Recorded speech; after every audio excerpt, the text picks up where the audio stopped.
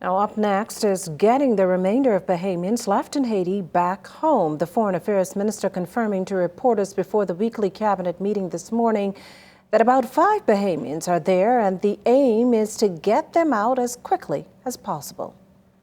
There's no timeline. We have been working on this now since the closure of the borders almost. Haiti presents to us a bit of a challenge in that they had no vaccination program. They went ahead, as you know, and held Carnival, which we saw as an incubator for COVID. But we need to find a way to work through these circumstances. I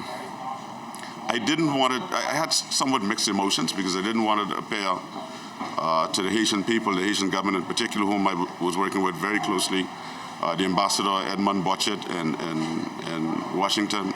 I reached out to my colleague, the Prime Minister, who was also a former Minister of Foreign Affairs, Dr. Claude Joseph, several times. I've also spoken with their Director General of the Ministry of Tourism, Ambassador Sam.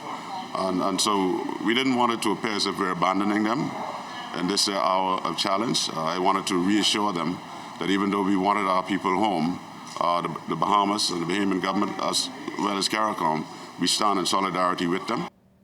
Minister Henfield also clued us in on the situation on Haiti's current situation.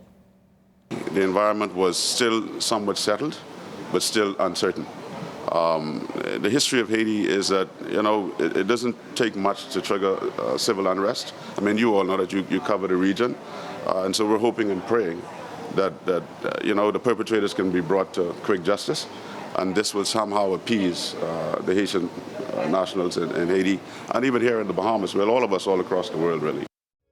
If you missed anything, we've got you covered. Subscribe to our ZNS Network YouTube channel and follow us on our social media platforms, Facebook, Instagram, and Twitter for breaking news, live event coverage, web exclusives, and much more.